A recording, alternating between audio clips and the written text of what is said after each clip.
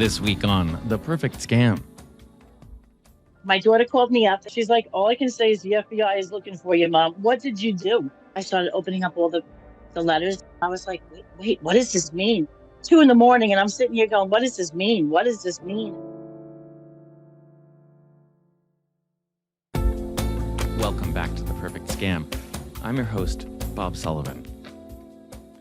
There is no pain like the pain a mother feels when she has to bury her child. Kim Ryan will tell you that today. Her son, Army Specialist Ryan Kettle, died while serving his country. So Kim joined a group no one wants to be a part of, Gold Star Families. There are no words of appreciation or gratitude or sympathy I can speak that begin to recognize the sacrifice such families have made and continue to make. All we can do is promise to never forget and to care for these families who have made the ultimate sacrifice. And that's why today's story is so important, because amidst all the unimaginable grief Kim was suffering, well, her vulnerability made her a target for a criminal. And this is a tale dripping with greed and cruelty, and we dare not forget it. So let's meet Kim, and let's take a moment to understand the very special relationship she had with her only son. Tell me about Ryan as a little kid. What do you remember about him? Oh my gosh. Okay, so he was always my little man. His nicknames were Ryan King, Mom's little man. Ryan has always been a sports enthusiast. The more challenging the sport was, the more he was attracted to it. But his biggest favorite all-time sport was hockey. Ice hockey, roller hockey, street hockey. He was in leagues at the rinks. So he was a huge hockey fan and player. Every year for my son's birthday, his birthday was December 23rd. He would invite 2 or 3 friends and he would go to a Devils game in New Jersey. So my family did that also. We always, because Christmas is when people were home, right? So usually they often would play the Islanders between Christmas and New Year's. I can't remember who they played because I wasn't the one invited. His father always took them, but it's okay. I stayed home with my daughter, so we did our own thing. That was probably the only thing that Kim and Ryan didn't do together, however. Unlike many boys, Ryan wanted Kim around all the time. My Ryan, because he was always my Ryan, he was a mama's boy, true and true. He would tell in front of his buddies, like, hey, Mom, I told all my buddies I'm a mama's boy. He was proud of it. I was allowed to drop him off at a friend's house with me in the car and not being down the road. I could go into the driveway. My daughter was opposite. You had to drive her down like 5 blocks away and be like, okay, Mom, see you, bye. And he would give me a hug and kiss in front of his friends back when he was in school. But the best thing about my son and what keeps me going on my memories, of course, as any mother would have, but my son would put me on his dirt bike and be like, Mom, okay, you're going to ride this now. And I'd be like, what? what do I do? So I hit a little Charlie Brown tree because I didn't know where the brake was. And he put me on a snowboard one year. And we were at the Hot Pot High School. He had gotten a snowboard for Christmas. And he goes, Mom, you're going to try this. And again, I'm looking at him with my mouth wide open. What? No, Mom, you're going to get on this and you're going to try this. Like, oh my gosh. I go to the top of the hill. All right, Ryan, I can do this. Okay, Mom, bend your knees. Well, I tumbled the whole way down. Oh my God. In front of everybody. So he comes running down and I can hear, Mom, are you okay? I get up. I'm laughing hysterical because to me, it's just the funniest thing.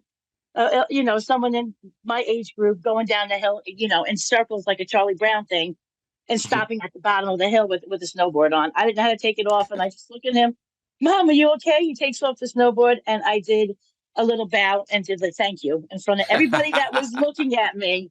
And that was how I had to shake off going down the hill in front of everybody in circles. So, so that's my stories because of him are very good.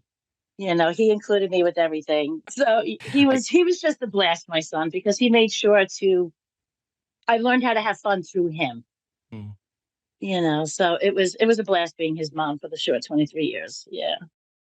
Early on, Ryan expressed an interest in serving his country.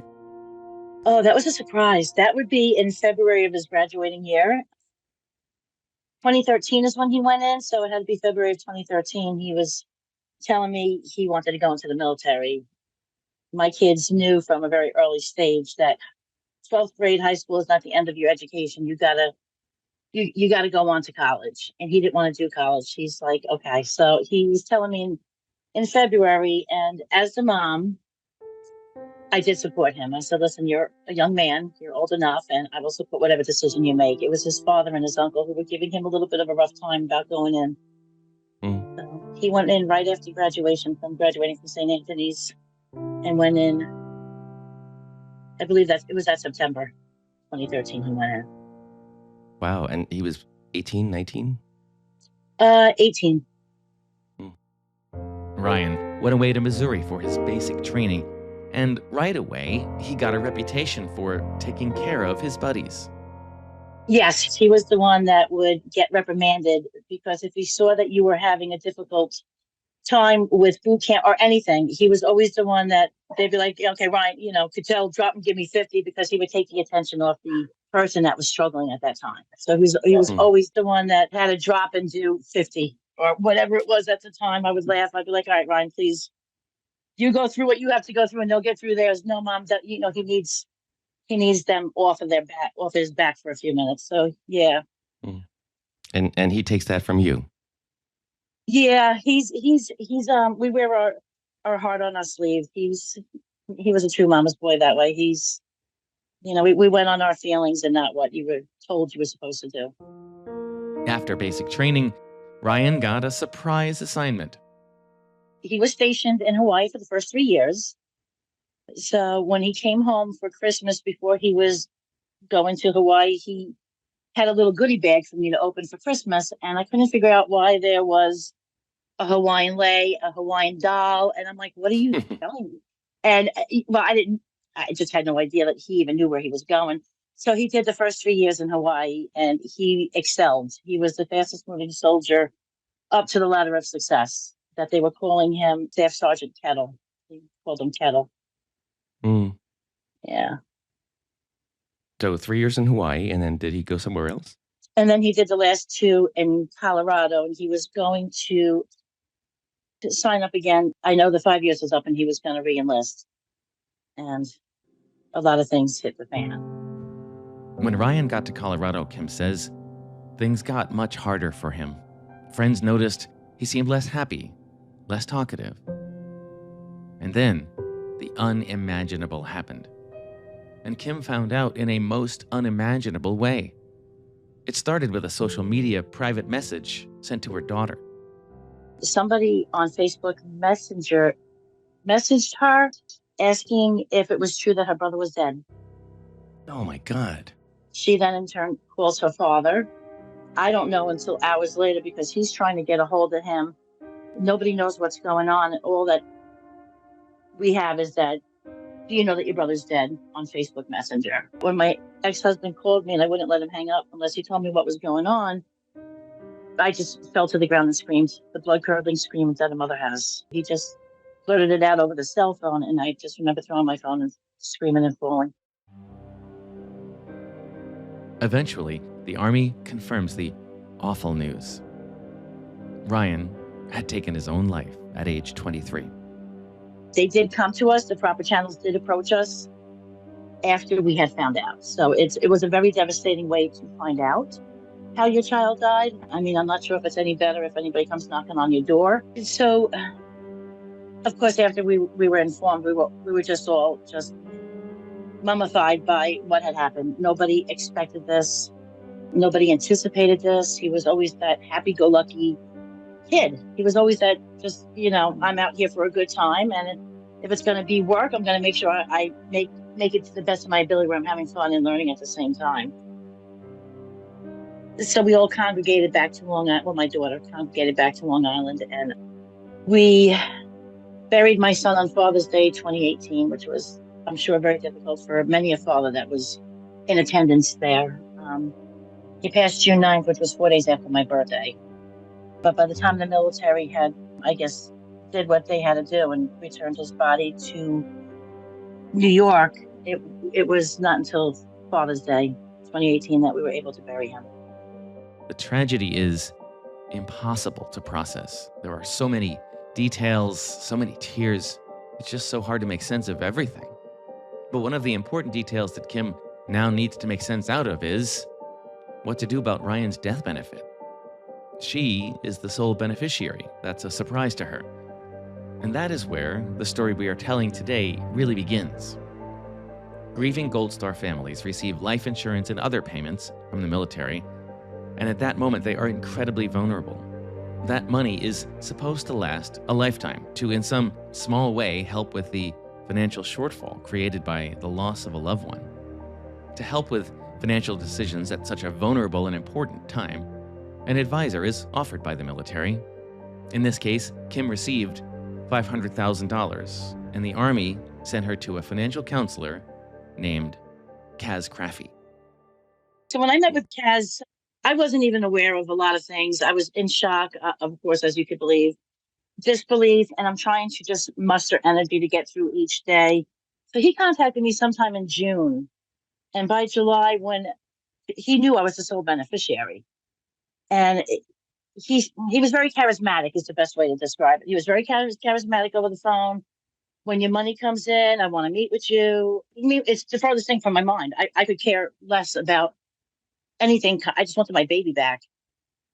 And so when my money did come into my bank and cleared, he was at my house. I was renting a townhouse on Long Island, and he came from New Jersey to my house by early morning hours when that money cleared. And I was just taken aback. Caz Craffy appears to take his somber duty very seriously and cuts an impressive, comforting figure. He was in full military garb, head to foot, everything, but then when I met him, he is, well, I'm short, so everybody's taller than me. That just makes that easier. So, yes, he was taller than me. He's military, so, he had, I don't want to say muscles, but he had the body of a military, like I said, very charismatic, very matter of fact. I'm here to do what's right by Kim. And telling me not to spend my money. Foolishly, I couldn't deal with this at a time when I just put my baby in the ground.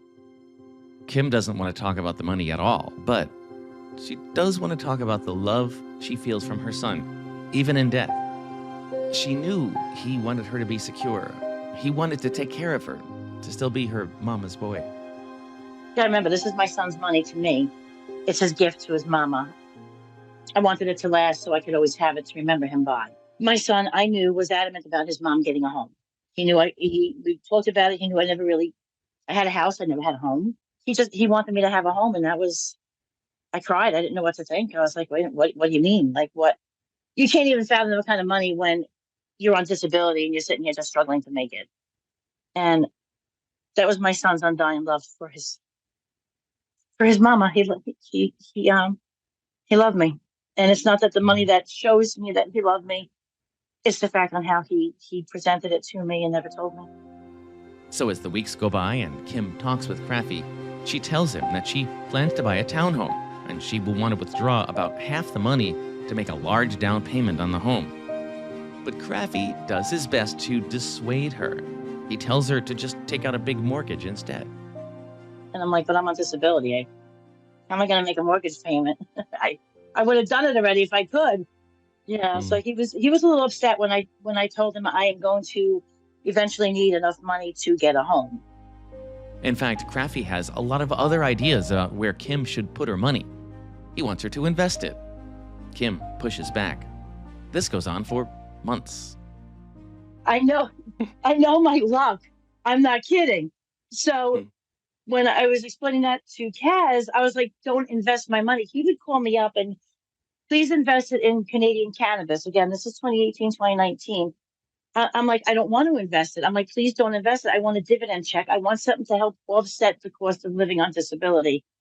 And I finally called my ex-husband up and said, oh my God, can you talk to him? He keeps calling me about putting it into stock in Canadian cannabis. And I go, I don't even want it in stock, let alone cannabis.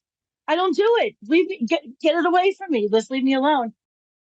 She even meets with Crafy, brings her ex-husband along to drive home her point. I made sure he was there with me because I knew I wasn't in the right mindset and I wanted him to remember things I knew I wouldn't remember. He was even telling Caz that, listen, her son wants her to have a home. He knew that. She can't do a mortgage. She's on disability. This is her foot in the door to finally get a home and a secure place for her to live.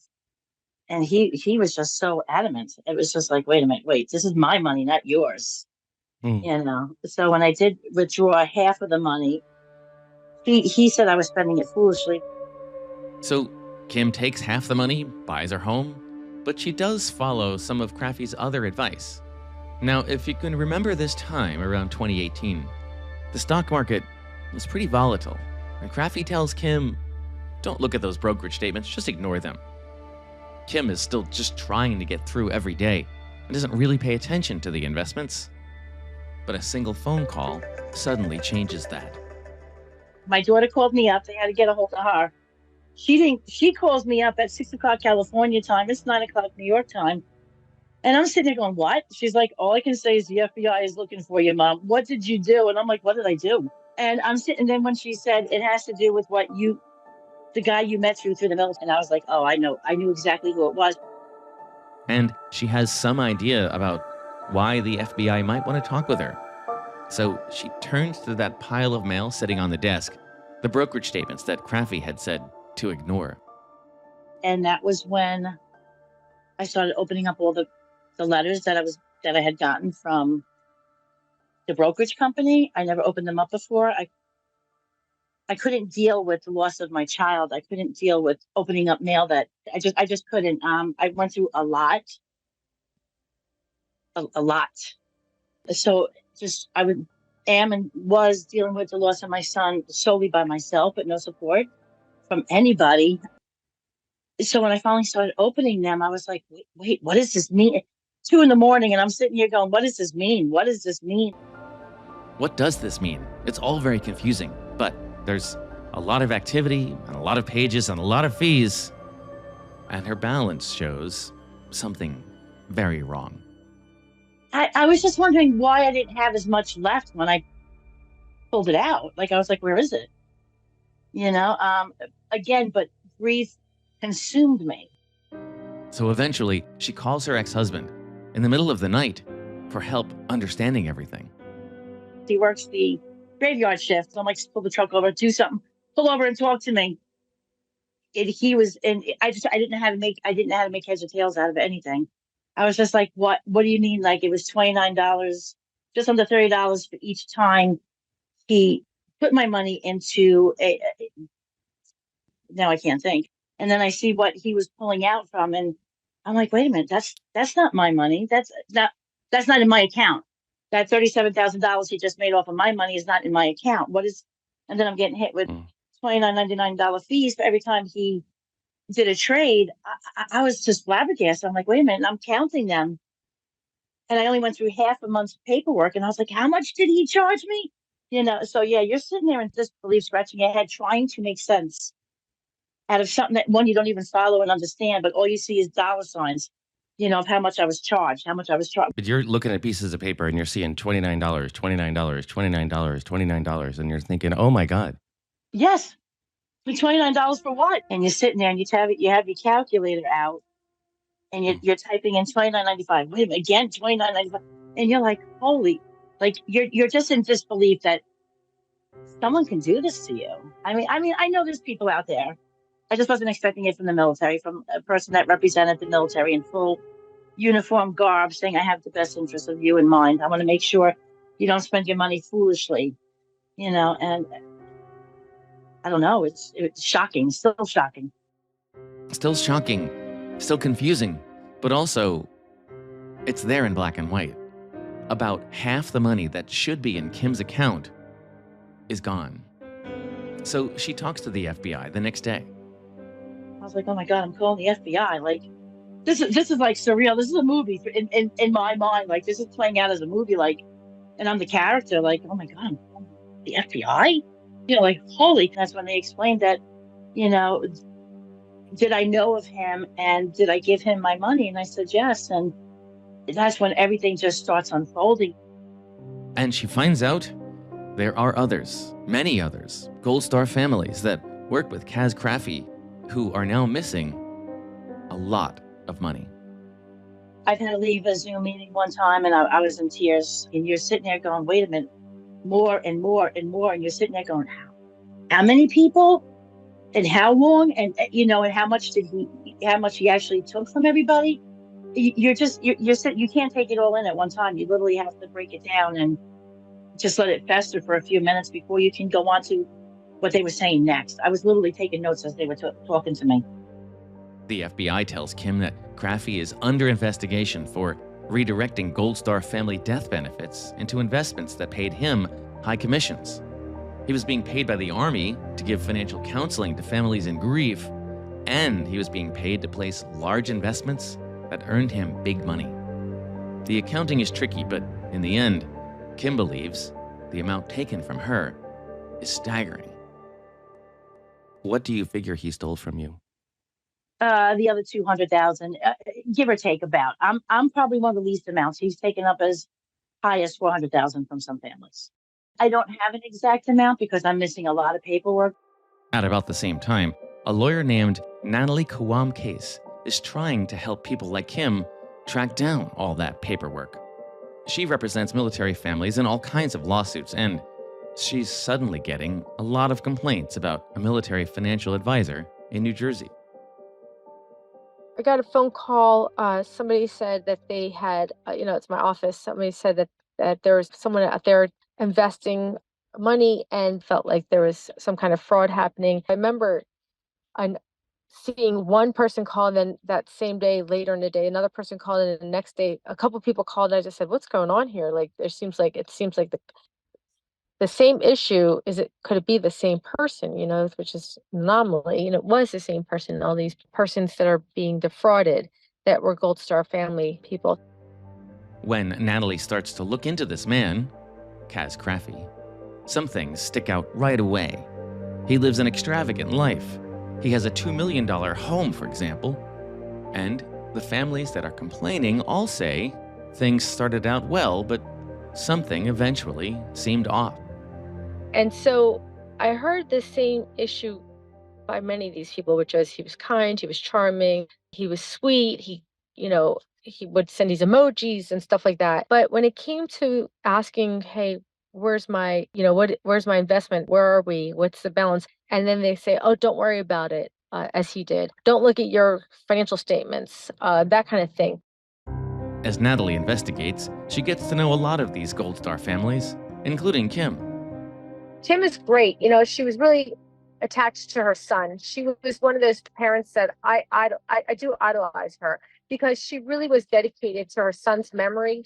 And I love that a mom could love her child so much and hold him in such honor and fight for his legacy. So Kim was great. Kim is one of those people that are fighters and they want to make sure the right thing is done. And I love to represent clients like Kim because they're the ones that really give me a lot of inspiration to do what I do.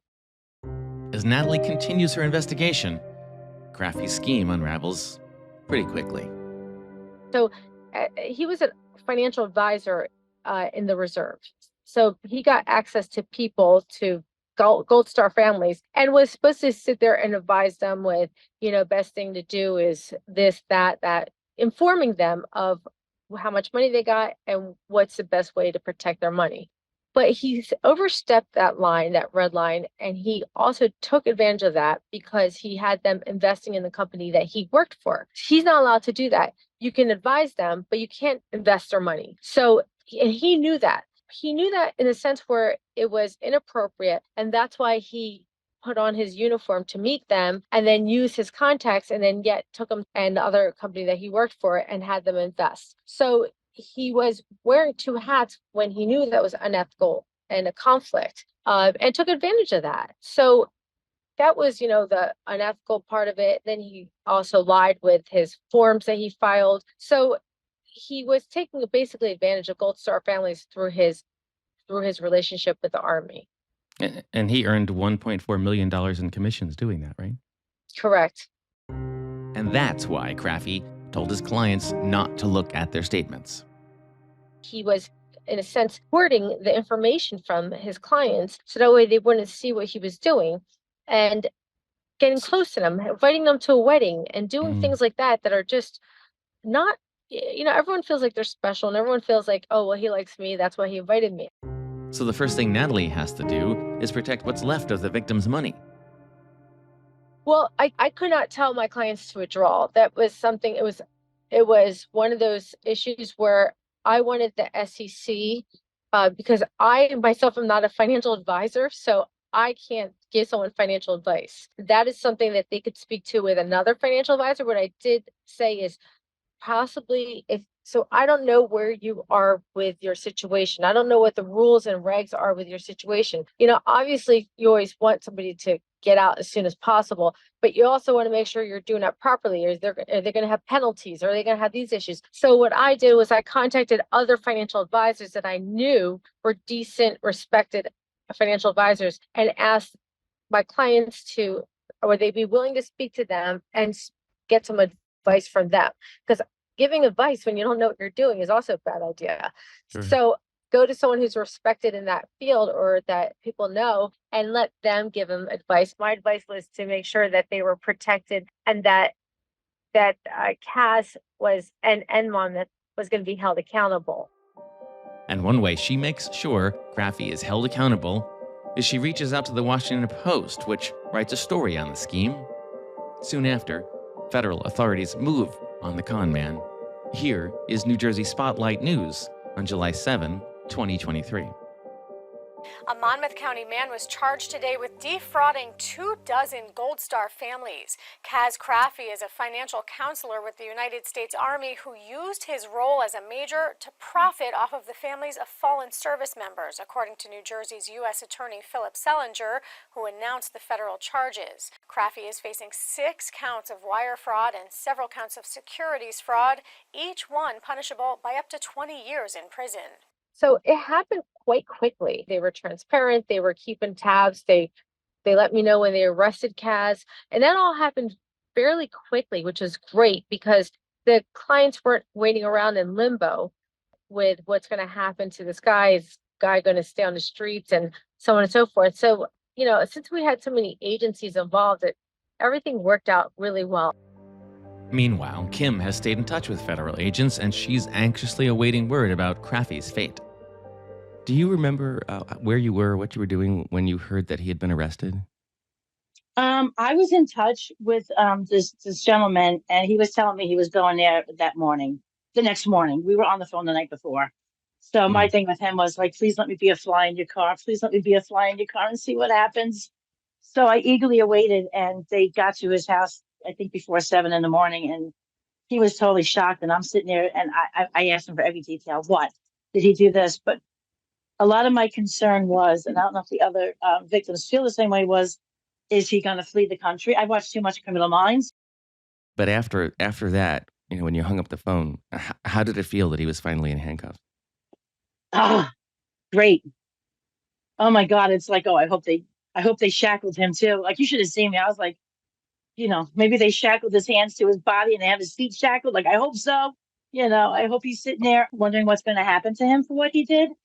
I wanted to see the fear in his eyes and what he did to everybody and that he was caught. The best I could get was a description, but I did want to see what that deer in headlight look that he must have had when they came knocking on his door, because I was told he didn't expect it at all. About 10 months later, in April of this year, Caz Craffy pleads guilty. Kim prepares a victim impact statement that's part of his sentencing hearing in August. She read part of it for us. Said, Mr. Caz Craffy, you call yourself a man. The Army calls you an officer. When you look in the mirror, what do you say? And I said, I see neither. I see a demon who hid his demeanor behind what you thought would be a safety net by using and abusing and deceiving the U.S. military by name as well as the government. And then I just go in to say that it was my son's blood, sweat, and tears that earned you your X amount of dollars. He got a $2.1 million home in New Jersey. That's my son's blood, sweat, and tears, not yours. Who do you think you are, taking my son's blood, sweat, and tears and taking it for yourself and pocketing it? So that's my point I wanted to hit home with him. And then in the final conclusion of it, I wrote down because my last name is my son's first name. It's not what he met me as. I said, I hope you're surprised to see me here today before you, thinking you can take advantage of a grieving mother at her weakest, most vulnerable moment in her life. I go, but I stand here before you in honor and memory of my son, Specialist Ryan Kettle, standing tall and standing proud. Can you say the same? You can't. You're in handcuffs. So you may think you victimized me, but I'm still going to be ahead of you no matter what. On August 21, Crafy is sentenced to a long prison term, 151 months. He's also on the hook for $3.9 million in restitution. How do you feel about the sentencing? Well, it's amazing. Like you rarely see someone get sentenced more than what the government asked. So the government asked, I believe, for 121 months. It was 121. Yeah, I think 121 months. May have been 131, but either way, the judge gave him 151 months. So Crafy is put away for a long time, but that doesn't mean justice has really been served. His home is currently in foreclosure. He can't get a job because of everything he's done. How are you going to pay back the $3.9 million? Mine is kind of like pennies compared to everybody else. What's the likelihood that somebody like him will see anything at the end of all this? So our goal is to, make sure that our clients get compensated everything they lost. So that would be probably unlikely with Caz, because I don't think that guy has the money to repay everyone. So Natalie is pursuing additional legal action in an attempt to make people like him whole again, to get back that roughly $200,000 which had been stolen. And that could really help Kim. I'm not embarrassed to say I'm struggling. I'm on disability. I'm not cutting it on a disability check, especially back in New York. That money would come in truly handy for just a lot of things that are outstanding that not letting me sleep at night. When you haven't paid your property taxes yet, and it's already July, I am not losing my house that my son gave me. This would come in real handy to help somebody. But I know reality also. I know what life is.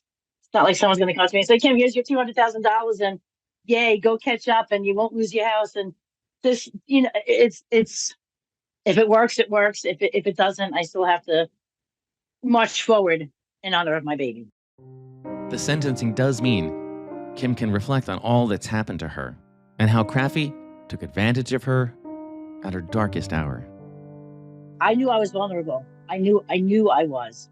I was at the worst time of my life ever. I was trying to claw out of the fiery pits of hell. I was praying to die at night when I lost my son, praying, please just take me so I could be with him.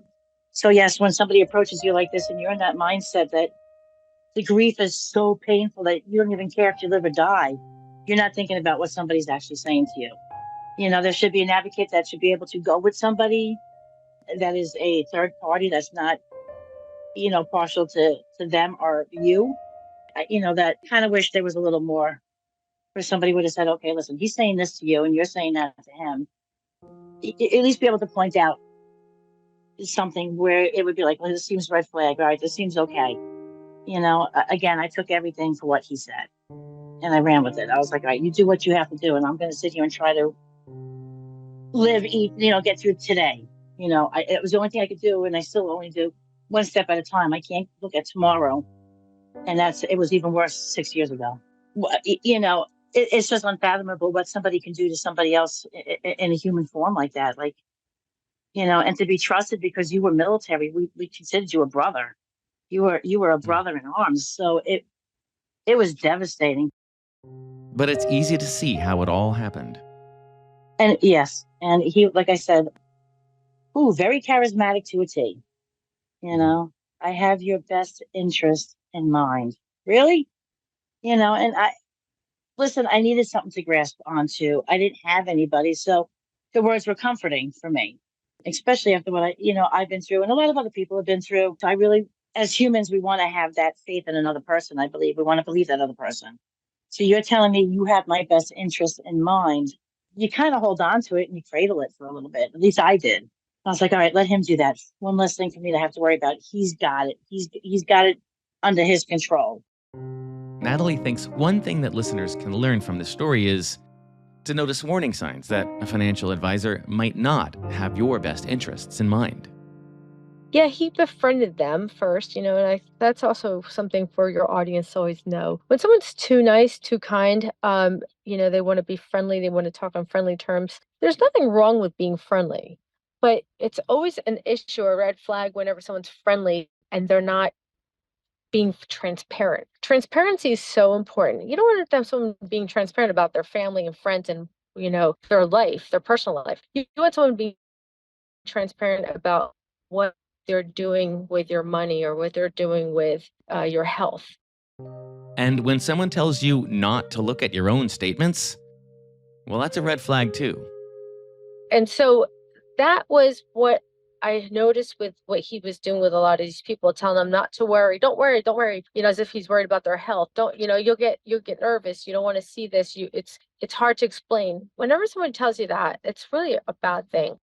Always, like with me, sometimes I do get close to my clients and I care about my clients, but it's a different way. It's always about being very open with them and telling them all the pluses and minuses. Telling them like, hey, this is a good idea, but if I were you, I would look at this. You got to be very transparent with them because an informed client is the best client. And most of all, it's important to understand Crafy and criminals like him are very persuasive and well practiced at their crimes.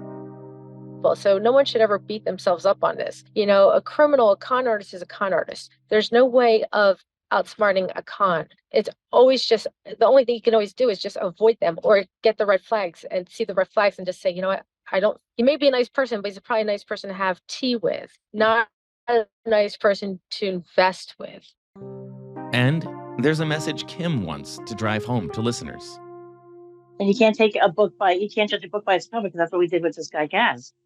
We took him at face value for what he was saying to us verbatim with word for word. And you got to do more investigation, Mark. And we all neglected to look him up further. We just never occurred to us to look into him deeper. He didn't tell us he was a broker. I think maybe if he said that, it would have been a red flag. But, you can't go on what somebody says. You have to really do your own homework. You have to do your own homework on anybody nowadays because nobody can be trusted. And that's a really sad thing in today's world. It really is. Natalie still has questions about the Army's role in this situation. How do you feel about what the military has done to prevent something like this from happening in the future? Have they done enough? I don't think they've done enough. I'd like to see the Army and the DoD step up and having some more scrutiny when they're hiring people and doing audits on the people they hire, random audits on, fact checking, history checking, maybe meeting with their families. Maybe they would have drove by his house and saw he had a couple $1 million home that he's living in. Maybe they've been like, wait a second, how's this guy driving these luxury cars? You know what I'm saying? So I think there needs to be more diligence and there needs to be more scrutiny. And the DoD is so big and the Army is so big, but that still does not give them an excuse. It's so big and it has lots of resources. They should just be more diligent with the people that they hire and people that are representing them. We asked the U.S. Army to offer a comment to us for this story. They didn't get back to us in time for this episode.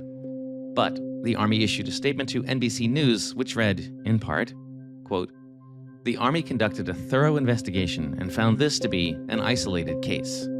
We remain dedicated to ensuring the Army actively supports the commitment to honoring and caring for the families of our fallen soldiers." Natalie really wanted to leave listeners with a couple of additional pieces of advice. So I think one important thing is what people should always go on the SEC website and the FINRA website to check on an investor that they've met or somebody that's investing in your company. So, doing some research on anyone that you meet with their background, their success or their losses and such. So it's important to always taking the time to research the person that you're going to hire as your doctor, as your lawyer, as your investor. It's so important to do that because then you can kind of get that information and you can ask questions about it. You can ask like, hey, I saw this. Why does it say that you're barred from investing? The second thing that you can do is you can ask that person, hey, do you have any clients that I can speak to that are, you can even like narrow it down to Army veterans, because I want to speak to someone who's an Army veteran that invested with you or that represented you. So if someone would call me and say, hey, I'm thinking about hiring you as my attorney, and I'm a Green Beret. Do you have any Green Berets that you represented? Because I'd like to talk to a brother of mine or a sister of mine and see how you are as an attorney. So I could give you a list of Green Berets, and I can give you a list of anything you want, anyone you want, because I've represented people all over the world. So I have those lists, and I'm always happy to give them out. And I honestly would have more respect for someone that would ask me that than someone who wouldn't, because I love a diligent person because I'm diligent. So and I always say an informed client is the best client. So being informed and asking questions shows that you care. You care about your money, you care about your family because you're protecting your family with your money, and you care about yourself. And that is the person I want to represent, is somebody who actually takes the time to look into things, somebody who has skin in the game, that cares. So that's a good thing to do if you can, or if you don't have the computer, you can ask someone to do it for you. Yeah, that's great advice. Not just get references, but get references that are really specific to your situation. I like that a lot. Correct. That FINRA website she mentioned, by the way, is the Financial Industry Regulatory Authority. They regulate brokers. Their site is at finra.org, and it's a great resource. Kim will carry on, her heart forever scarred by the loss of her son, her financial future, now even more uncertain. But she looks for hope and inspiration and comfort where she can find it. When I'm having a bad day and I ask my son for a sign and I look up in the clouds, there will be a heart in the clouds. And I've taken pictures of them and I've showed them to other people saying, listen, can you tell me what you see? And they're like, a heart. And I'm like, okay, so it's not just me. I'm not making this up in my head. I put it on Facebook. Can anybody tell me what they see in the clouds here? Please tell me what you think you see. Send it to friends that know me very well. And they'll be like, Kim, there's a heart there. I see the heart. And I'm like, that's my son, because I asked him to give me a sign. So I'm having a particularly rough day. Show your mom that you're still here for me. And there's always a heart somewhere, or a rainbow, but it's mostly hearts in the clouds. For The Perfect Scam, I'm Bob Sullivan.